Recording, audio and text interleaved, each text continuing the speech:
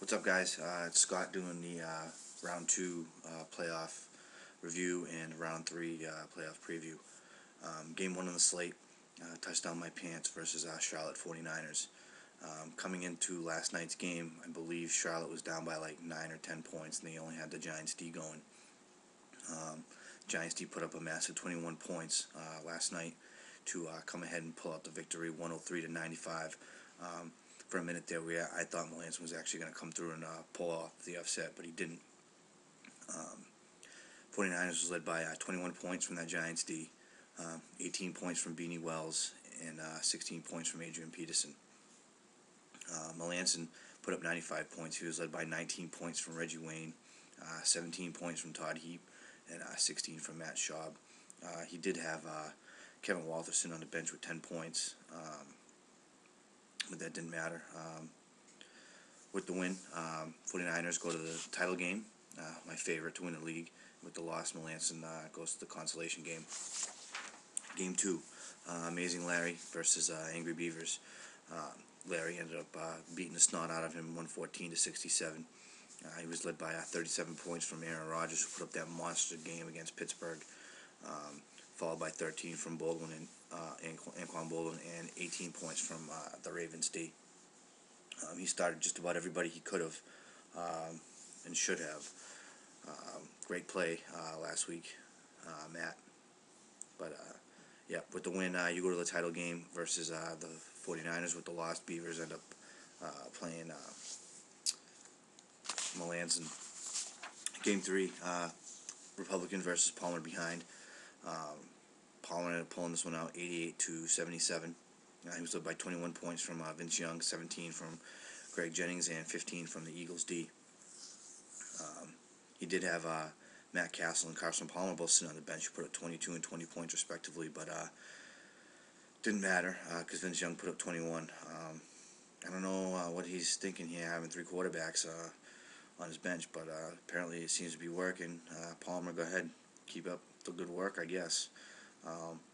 Republican was led by 19 points from Andre Johnson and 16 from Matt Prater. Too bad my kicker couldn't show up last week, huh? Did have 22 points from Eli Manning, again sitting on the bench, and LaShawn McCoy, who's been screwing me all year since Westbrook got hurt, put up a solid 10, which I could have made it a little closer because I started Chris Jennings, Devin Thomas, and Deion Branch, who got me a combined 3 points. Any one of those that I would have sat and played Sims Walker or McCoy or even Hines Ward would have pulled out the victory. But I didn't, and that's fantasy football for you. Game 4, Brown Dog versus Littleton Keystone. Keystone pulled this one out 101-92, despite getting minus 1 point from his starting quarterback, Jay Cutler, and minus 2 points from the Packers D. He was led by 26 points from Maurice Jones-Drew, 22 points apiece from Vincent Jackson and Jamal Charles. That Jamal Charles pickup was a great play. He's put up some good fantasy numbers the last month. Brown Dog was up by 32 points from Ben Roethlisberger and 20 points from from Deshaun Jackson, and 19 from Marion Barber. Game 5, Planet Piss versus Joe's shitty Charlie Weiss interns team. Joe's team ended up pulling out the victory 77-69, led by 21 points from Dallas Clark and 18 from Donovan McNabb. Planet Piss, their season woes continue. I believe they've lost a bunch straight. Yeah, we were led by 20 points from Phillip Rivers and 14 from Maroney. Not much else we can say here. He did have Mike Wallace sitting on the bench with 19 points and Derek Ward sitting on the bench with 12, but he didn't start him, and that's why you suck. Game 6, Flying Frog Brigade versus No Names. Flying Frog Brigade had been hot, coming in and winning 2 in a row, but their 2-game winning streak came to a screeching halt as No Names pulled out the victory 89-65, led by 25 points from Joe Flacco and 19 from Miles Austin. I did have 16 points from Braylon Edwards sitting on the bench, but it didn't matter. Flying Frog Brigade led by 21 points from Steve Smith and 18 from Tony Romo. Jay Feely did get him -1 points, and Adrian Foster got a -1 also. I started those two guys in one of my other leagues, and they screwed me, so I feel you, Steve. He did have 23 points from Jonathan Stewart sitting on the bench. I don't know why you wouldn't start Jonathan Stewart knowing that D'Angelo Williams wasn't playing, but Steve, that's why you're one of the worst teams. You stink, and hopefully you'll get your act together next year. Round 3 preview. In a preview of the championship match, it's Amazing Larry versus Charlotte 49ers.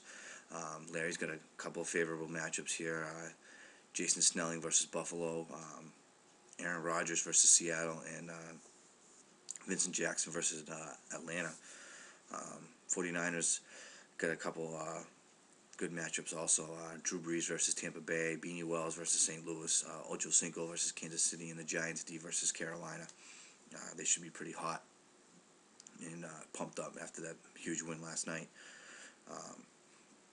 Consolation Ladder Game 1, Touchdown My Pants versus Angry Beavers. My Pants has got Matt Shaw versus the Dolphins, Donald Driver versus Seattle, and yeah, that's pretty much it that I can see favorable here. Beavers, they got a couple guys. New England defense versus Jacksonville. Steven Jackson versus San Diego defense. Brady versus Jacksonville, and Cedric Benson versus Kansas City. Game 2 of the Constellation Ladder. Palmer behind versus Republican. Matchup of the two teams who played each other last week. Palmer's got Carson Palmer versus Kansas City. Greg Jennings versus Seattle. And Williams versus Houston. Republicans got Kurt Warner versus St. Louis. LaDainian Tomlinson versus Tennessee. And Chris Johnson, Andre Johnson versus Miami is always anytime Andre Johnson plays, it's a threat to put up some big numbers. The Constellation Ladder, Game 1 is going to be Keystone versus No Names. Game 2 versus Charlie Weiss versus Brown Dog. And Game 3 will be Flying Fraud Brigade versus Planet Piss. I believe the winner of that Keystone No Names game gets the first pick in the draft next year. That's pretty much all I got left. Merry Christmas, everybody. I hope you guys stay safe. Don't get drunk like I'm going to get. And probably break up with my girlfriend or just do something stupid like I always do when I get drunk. I haven't gotten any feedback in a couple of weeks from doing this, guys. Check out the league poll board. I put up a new poll. I don't think this bye week stuff's working out. I think it's stupid. I think it's playoffs. You should get two shots at it, 2 weeks to play somebody. That way there, you don't get your bye teams getting screwed. Only, all year, and then you have one bad game in the playoffs. I don't know. I just don't agree with it. Let me know what you guys think.